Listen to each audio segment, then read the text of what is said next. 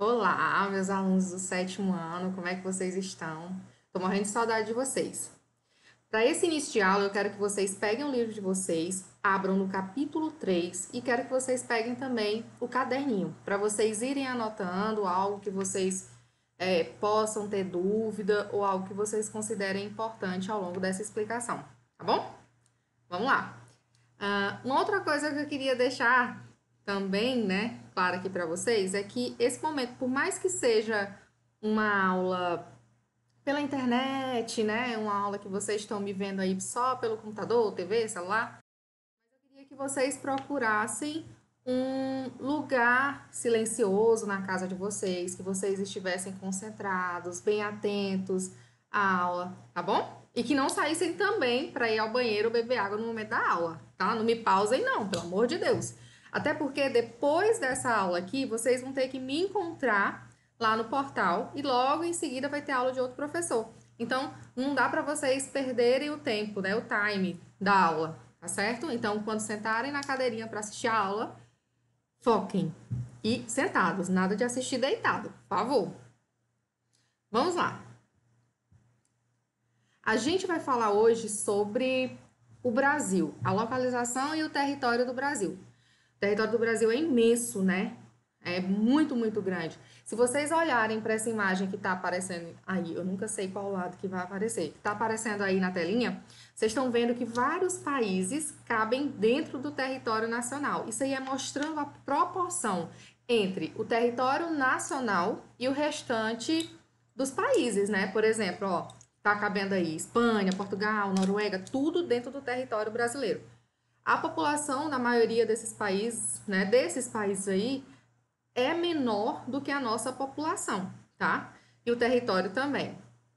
Esse território imenso brasileiro também abrange uma grande biodiversidade. Então, nós vamos ter diferentes climas, diferentes vegetações, diferentes culturas também, tá certo? Olha para cá, olha para essa imagem. Achem o Brasil na imagem, tá? Toda vez que vocês veem um planisfério, normalmente ele vai estar descrito dessa forma, né? Preste atenção na linha do Equador, que é essa linha que passa aí no centro do planisfério, na horizontal, tá certo? E vocês estão enxergando aí o Brasil, tá? Percebam o seguinte, o Brasil está quase que completamente no hemisfério sul, tá? É o maior país da América do Sul e o quinto maior país do mundo. Em primeiro lugar tem quem aí, olha? Rússia, depois vem o Canadá. Eu vou até apontar aqui para vocês onde fica cada um desses países pra gente, ó, a Rússia, tá? Aqui, o Canadá, aqui nessa região aqui. Aí depois vem China, depois Estados Unidos e logo em seguida o Brasil, em quinto lugar. A gente também está em quinto lugar em população, tá? A gente está tanto em tamanho territorial quanto em população. Vamos dar continuidade. Grande parte do território brasileiro está localizado na zona tropical ou intertropical. Olhando de novo para essa imagem aqui, vocês enxergam Trópico de Câncer e aqui embaixo Trópico de Capricórnio, correto? Olha que o Brasil fica justamente entre o Trópico de Câncer e o Trópico de Capricórnio, quase que completamente. Tem só essa pontinha aqui, ó, que não vai ficar na zona intertropical, ou seja, entre esses trópicos. 8% do território brasileiro está situado na zona temperada, apresentando menor temperatura. Então, vocês sabem que o Sol incide com maior veemência nessa região aqui, ó, da linha do Equador, e quanto mais distante da linha do Equador, né, mais frio vai ficando. Então, olha, essa região aqui, ó, que corresponde apenas a 8% do território brasileiro, essa região é a região temperada. E nesses pontos aqui, a temperatura tende a ser menor do que no restante do país, tá certo? Olha aqui, ó, Trópico de Capricórnio, esse restante aqui, ó, tá na zona temperada e tudo isso aqui está na zona intertropical, porque fica entre o Trópico de Câncer e o Trópico de Capricórnio. Anotem isso aí, tá bom? Olha para cá. A linha do Equador é essa linha aqui, né?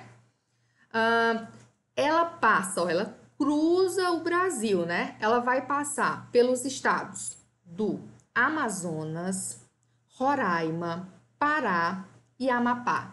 Então, ela vai passar por todos esses estados do Brasil. A maioria do território brasileiro vai estar abaixo da linha do Equador, não é não? Então, a maior parte do território brasileiro, considerando a linha do Equador, vai estar no hemisfério sul. Apenas essa porçãozinha aqui, ó, do Amazonas, Roraima, Pará e Amapá é que vai estar no hemisfério norte. Mas, predominantemente, ele está no hemisfério sul. Uma outra coisa, segundo a localização do Brasil, né, é que ele está do lado oeste no mapa mundi. Ó, aqui é leste, esse lado aqui é oeste, dividido aqui pelo meridiano de Greenwich, tá certo? Então, vamos lá. Esse mapa aqui, por exemplo, ele está mostrando os principais tipos climáticos do Brasil. Então, olha aqui, ó, de amarelo. Equatorial úmido, próximo à linha do Equador. Vamos lembrar aqui que nessa região tem a floresta amazônica, tem incidências de massas de ar que tornam essa região muito mais úmida, né, do que o restante. E aí a gente chama equatorial úmido, tá? Aqui, ó, essa regiãozinha aqui, tropical, essa aqui, tropical semiárido e por aí vai, tá certo? Tais variações térmicas influenciam nos diferentes tipos de solos, relevos, condições hidrográficas e paisagens vegetais. Dependendo das massas de ar que influenciam, dependendo da umidade, da altitude, do relevo, dependendo da localização no globo, né? O Brasil é um país muito extenso, então nós vamos ter uma grande variedade de tipos climáticos, tá certo? Vamos dar continuidade. Encontramos formações vegetais adaptadas a climas com temperaturas mais elevadas em sua porção norte e formações que se adaptam aos climas mais frios na porção sul. Então, nessa região aqui, né, ela vai ter vegetações que se adaptam ao clima mais quente. Nessa região, ao clima mais frio, né? Vegetação que vai se adaptar a esse clima mais frio. Nós estamos na região quente ou fria? Ó, a gente está aqui, ó, no Piauí, em Floriano. Então, a gente está numa região que é bem mais quente e a gente sabe disso aí, né? Essa vegetação, pessoal, aqui, ó, corresponde ao que era Mata Atlântica no início da colonização. E essa aqui, ó, é a vegetação que restou atualmente. Então, muito da nossa vegetação, muito da vegetação de quando iniciou a colonização já foi perdido, tá bom? Aqui na nossa região prevalece também o cerrado, olha. Aí eu vou mostrar para vocês um mapa agora de como está o cerrado atualmente. Essa região aqui correspondia à área de distribuição original do cerrado. E essa aqui, ó, é como está hoje. Já está muito devastada, muito já se foi retirado dessa região. Vamos lembrar aqui o seguinte, nossa região aqui, Floriano, né? A gente diz que é cerrado, mas é mata de transição. Floriano fica entre Caatinga e Cerrado. Então, a gente considera como sendo mata de transição, tá? Entre Caatinga e Cerrado. Brasil é imenso, olha para cá. Olha as fronteiras do Brasil, né? É muito grande. Ao norte, qual o extremo norte do país? Nascente do rio Ailã, né? Ao sul, Arroio Chuí. Ao leste, Ponta dos Seixas. A oeste, nascente do rio Moa. Então, anotem isso aí, que isso aí é importante vocês lembrarem, né?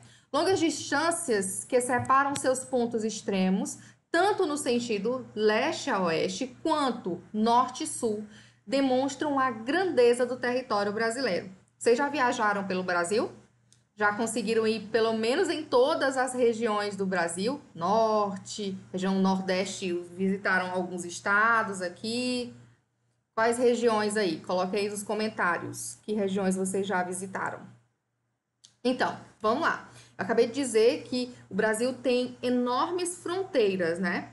Para eu definir, né, onde começa o meu território e onde ele termina, eu preciso de um limite, tá? E o que é esse tal desse limite? Limite é a demarcação territorial precisa, linear e perfeitamente definida. Então, eu tenho que saber exatamente onde termina o meu território e onde se inicia o território vizinho, tá? Eu não posso invadir o território do outro, né? E a fronteira é a faixa de transição entre duas regiões, estados, países, etc. O limite, bora lembrar assim, tia, como é que eu vou diferenciar? Você pensa assim, limite é até onde vai determinado território, né? O meu limite aqui, o nosso limite de Floriano com Barão, é até chegando ali no rio, né? Na beira do rio. É o meu limite. A partir dali, o Rio Parnaíba já vai chamar de fronteira, né? Eu vou chamar de fronteira, não é mais limite. Então, são as faixas de transição entre duas regiões. Então, qual a faixa de transição? É o Rio Parnaíba. O Rio Parnaíba é a fronteira com o Barão de Grajaú, com o Maranhão, né? Então, vamos aprender isso aí. E essas fronteiras podem ser naturais ou artificiais. No nosso caso aqui, o rio é uma fronteira natural ou artificial? Uma fronteira natural, muito bem. Oceanos, mares, montanhas, rios surgem como evidências físicas de seu traçado. Então, quando tem uma fronteira natural, fica muito mais tranquilo para fazer essa divisão, né? Entre um estado e outro, entre uma cidade e outra. Mas quando não tem, por exemplo, entre Floriana e Itaueira, minha megalópole, não tem um rio que divida, uma montanha que divida. Então, chega até determinado ponto, aí já começa o território de Itaueira, no meio da BR daqui para lá. BR ou PI? Tô lembrando agora.